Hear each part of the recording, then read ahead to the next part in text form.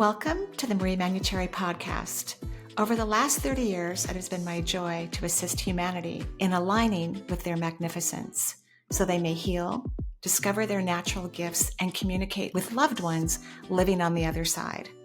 May you also experience delight while we dance in the powerful, intuitive world of energy.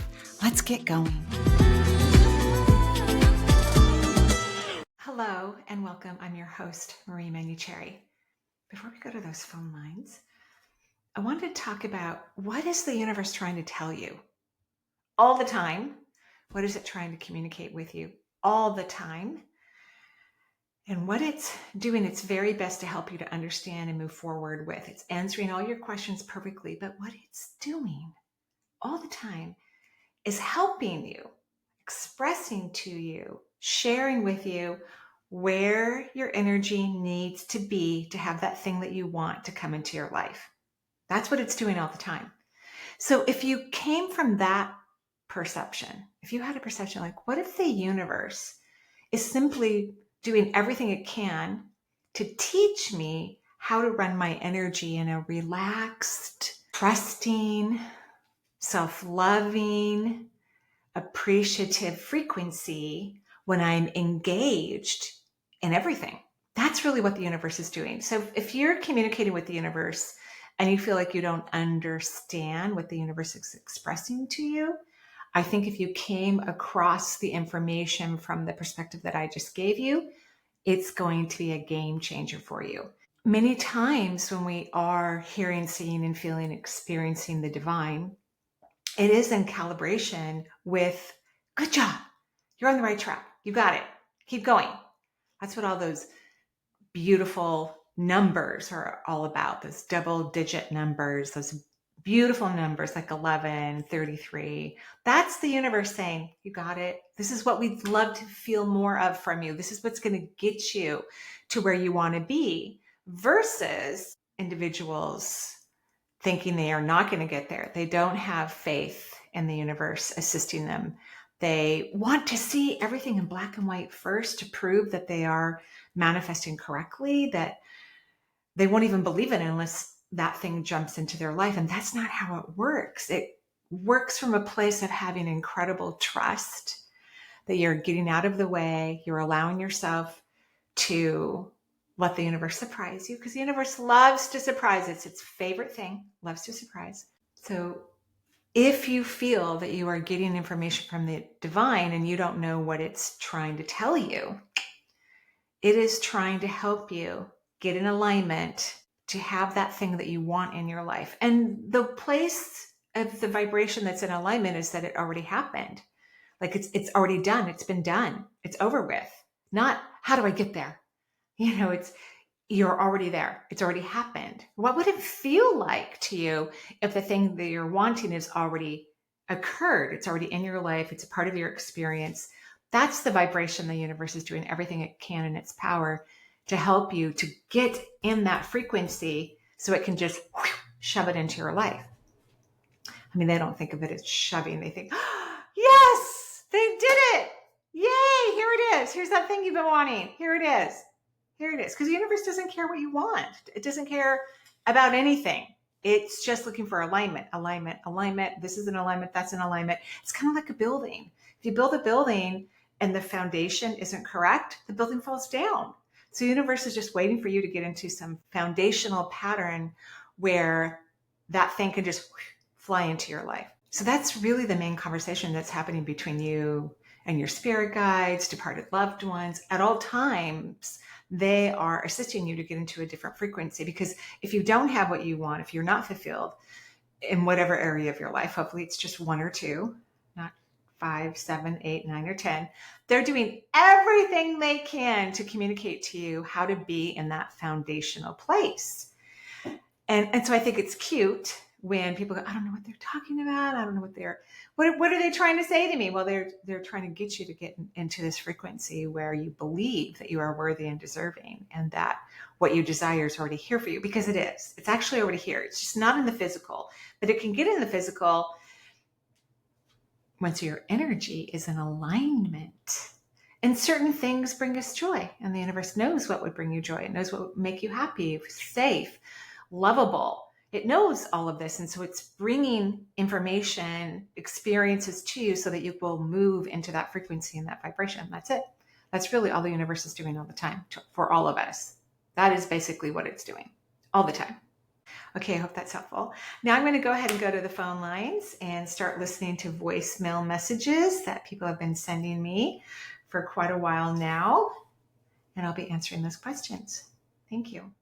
Hi Marie, my name's Vanessa and I'm calling from Australia. When I was a young child through to being a young adult, I was really sensitive to energy and I could see things, hear things, I could astral travel, and then I think it just freaked me out too much and I feel like I ended up switching it off. And it's become an endless source of frustration for me as an adult because I feel like I just want to wake it back up again and I don't know if that's possible or even how to do it. And I think I'm wondering if I'm getting in my own way, if I'm overcomplicating it. Like, how do I wake these senses back up? I was a bit scared when I was younger when things I could see and feel them, but I kind of want to have these experiences now, so I would just love to know your thoughts on that, and thank you for this amazing podcast. I love listening to all your answers to these other people's questions. Thank you so much. Bye. You're welcome, Vanessa, and thank you. I love the questions. This is a good one. Your senses have not gone away. They're not hidden. They're not asleep. So you don't need to wake them up. You just need to learn to turn off your brain. So kids are present. 2 of my grandchildren just left. That means stitches. Their mother was very annoyed with them. Their dad, her husband, is traveling right now and has been for several days. So she's been with the kids a lot, right? They're 4 and 7. And, it's the end of the summer. It's hot out. And, they've been around each other all day long and now they just want to kill each other. So I'm laughing my head off, having a blast being with these present little kids that are just so much fun. But you were present when you were young. It's easy to get into the multisensory experiences when we're present. You have to become present, which means you have to stop listening to your mind. You have to stop talking to your mind. You need to be present. What does that mean? Like, so, I'm sitting on the chair and both of them are on my laps and we're kissing each other. And they want to see doggy videos, not really the present moment, but we're watching a few. And then they're like, oh, do we still have that ice cream at your house maybe? And then we're running to the fridge and pulling stuff out of the refrigerator. And then they're talking about the color of the ice cream. And it's just so fun. You've got to learn to get in that childlike energy so that you can feel like you have access to this powerful information. It's already inside of you. It can never go away. Can't fade. It's not hiding. You're just not with it. You have to get present, maybe hang around some little kids, not ones that maybe you have to take care of all the time, but go swing on a swing, go swimming, do childlike activities and get back into that vibration and that frequency. Just like the kids, they were so cute. One of their ice creams were blue. It was actually organic, healthy ice cream. And one was pink. And they're talking about the colors just because they're so present with it. They're just incredibly present with it. It's just so fun. So get in that frequency and then you can go back to having more of a multisensory reality with your life and your world. The one that you want, the one that's more interesting, the one that's more delicious, the one that has more solutions, the one that gets us back into that frequency that allows us to manifest and create whatever we want. Okay, I'll tell one more story. And I think I've told this one before when my kids were young. I was newly divorced or maybe within a couple of years, and they wanted to go on a vacation to Hawaii. We had been there as a family before a couple of times. And I said, well, we're going to have to manifest it because it's not in the budget. So we're going to have to manifest. I was like, great. They just take the ball and run with it. So they got a beautiful board and cut out pictures of rental cars and swimsuits and hotel rooms and scuba diving or snorkeling. Just the whole thing, palm trees. And they put a picture of a Hummer on there. I'm like, in my mind, I'm not renting a Hummer. No, that's not happening. So luckily, because of their manifesting and being present, I got quite a bit of extra money from my tax returns that year. So I said, we're going to Hawaii. And I negated, when you're a single parent, it's like, it's hard enough being a single person. You have to do everything yourself. But when you're a single parent, you still have to do everything yourself. And it's harder. It's hard. So I failed to secure a rental car before we left. We were going to the Big Island. I think it was close to a holiday. We get there, and the only car that is available on the lot is a Hummer. It's not the big ones. It's a baby Hummer. It's a Hummer. So my kids even manifested that. It was the only car we could rent on the island. So be like children. Stay in the present moment. Have fun with everything, and don't make everything a big deal. And then you have everything you want. Just like that. Thank you. Great question. Hi, Marie. My name is Angela, and I am calling from Los Angeles. I met my husband when I was 22, and I'm 38 this year, and we separated a couple of months ago, and it's my choice. I have about one more year left for the second time. I'm in graduate school getting my master's in traditional Chinese medicine, and I intend to have my private practice and share the medicine with as many people as possible. And I've also just moved into my own apartment for the first time in, I don't know, over a decade, almost 20 years. And overwhelmed and scattered at times, even though I know that everything is always working and I always have so much support around me from spirit and my spirit team. I've also been doing spiritual coaching for women in the last couple of years and work as an energy intuitive when I have time.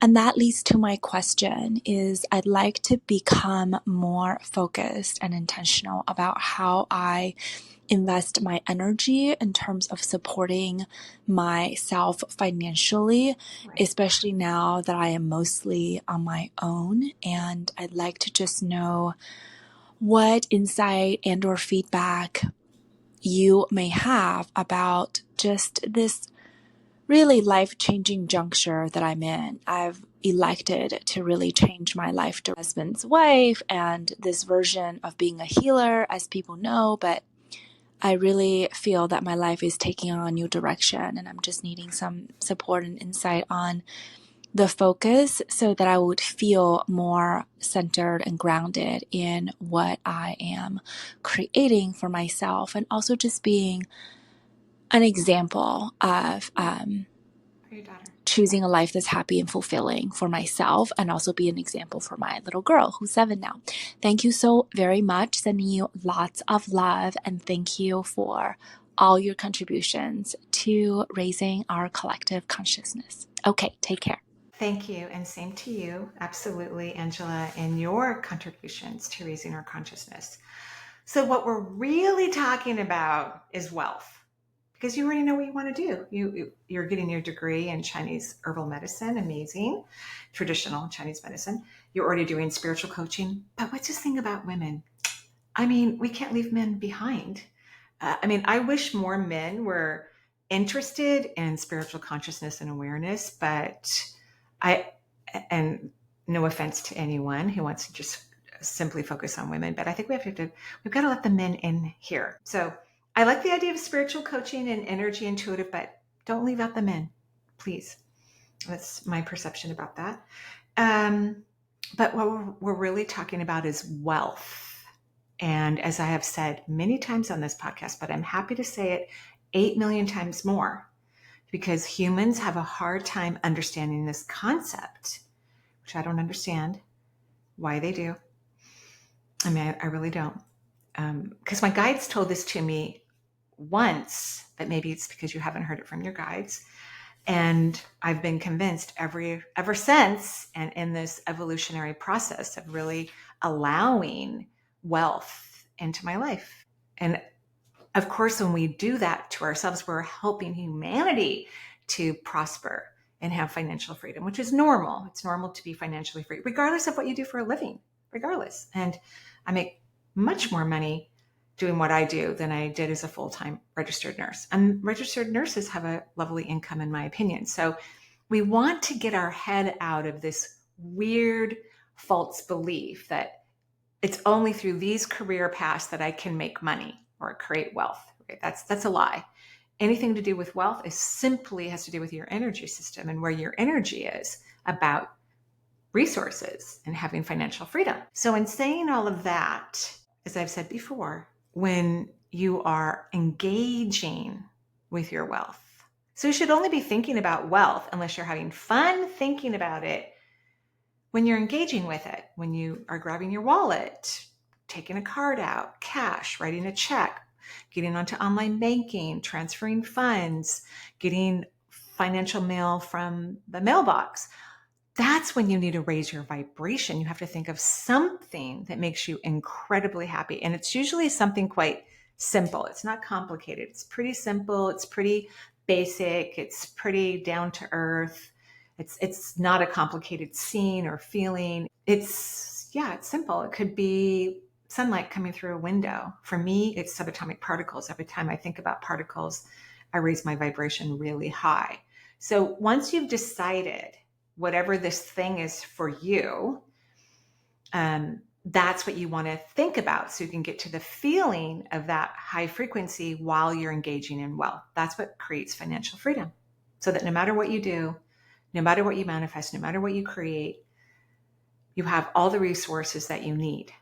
All of them, forever and ever and ever. It's all about your energy with resources, period. It has nothing to do with anything else. You vibrate your energy elevated as you're actively using your resources and you create more resources. That's just how it works. That's financial freedom. Yeah, because wealth, money, whatever you want to call it, is a high vibrational energy. It's high vibrational energy. And what happens is people lower their vibration as they engage with wealth. That's what they do. So they're out of the frequency of the true subatomic particles of wealth. They're not even in the vibration of it. So people who can maintain their vibration and be in a high frequency, when they engage with wealth, they create more wealth, more financial freedom, more stability, whatever you want to call it, right? So that's the problem. This is a huge problem around the world. People get scared. They get worried. They're afraid they're going to become homeless or they won't have enough food in the house or whatever the situation is, or, oh, this is what I do for a living. I'm never going to have enough of that wealth. That's all low vibrational thinking and feeling. And then you attract more of the same. Wherever your vibration is, you're attracting the same frequency. Energy is like a boomerang. So if we heighten our vibration, get into a place of happiness that's unrelated to wealth. You're not thinking about money.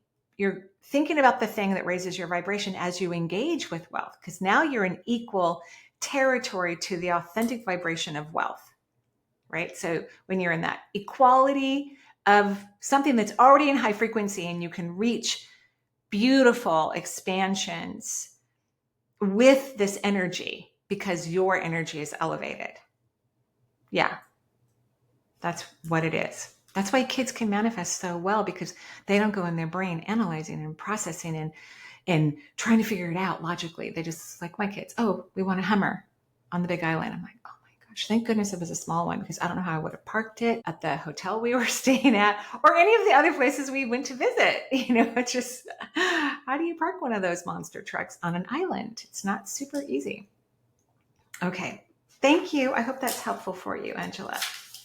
I know it is helpful. Your job is to get active into that frequency and vibration. Thank you. Hello, my name is Helen, and I live at Lake Isabella, California. I have been really, really sick for the last 2.5 years with my stomach, kidney stones. I passed one that was a 9 millimeter by myself. It was, worse than having a child. That's what I've heard. And I've had 3 of those that won't even have anything to do with me anymore. Interesting. But I really got sick with my stomach and acid reflux it got worse 2.5 years ago. I had decided to, because I have my business, I do Akashic Records readings and I do clearings for people, and it just shut down. Yeah. Right. And so I decided to become a Reiki master teacher, and I got through that and everything went fine, all but I got sicker and sicker, and it just seemed like things got worse. And I'm wondering if you see something around me. Am I leaking energy? Mm-hmm. I'm asking for help and to see, is there something I should do that I'm not doing? Yes.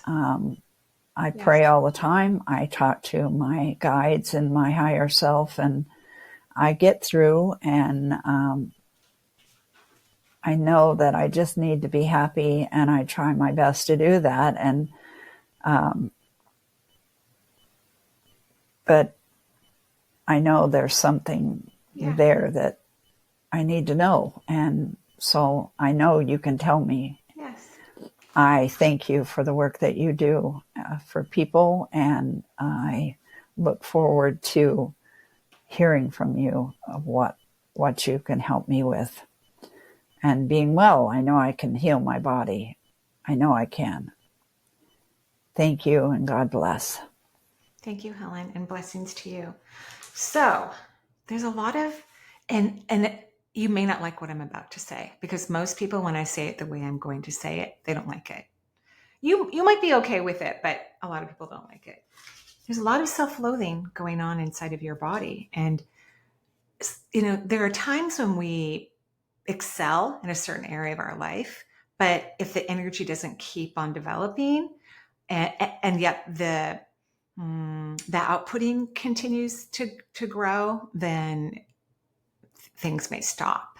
So you can't self-love and grow consciously to the level that you want, because conscious growth has a lot to do with self-love. And loving oneself is not a thought, it's an actual experience. So this is a very old pattern. It comes from multiple lifetimes where you put other people in front of you, you've overcompromised, you've overgiven, you over-nurtured your children, and you didn't teach them to adore you. All of my friends who have over-nurtured, like I have too as well, they've had to set boundaries with their kids. Say, I'm not going to do this for you anymore.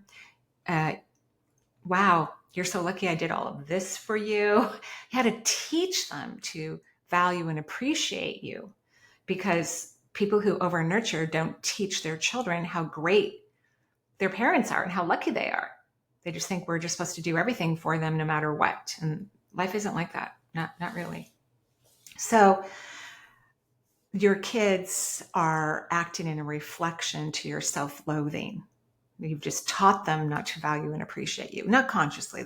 Wasn't conscious. And they're part of your learning. They're part of your lesson, that things have to change wildly within you till you get to a place of feeling inside how worthy and valuable and incredible and precious and deserving you are. Self-love, which is an emotion. It's an emotion. It's an emotional experience to fall madly in love with oneself and to have feelings of self-love and self-worth. I mean, it's quite remarkable to have. It takes one's breath away, just like loving another human being or a puppy or a frog or a tree or whatever. It just takes your breath away. It's really quite phenomenal. So that's what you need to work on. I would start with curious, positive what if questions. Like, what if I'm falling madly in love with me? What if I'm surrounded by people who adore me and I allow them in? Because you don't let people in, you're isolated, from my perception.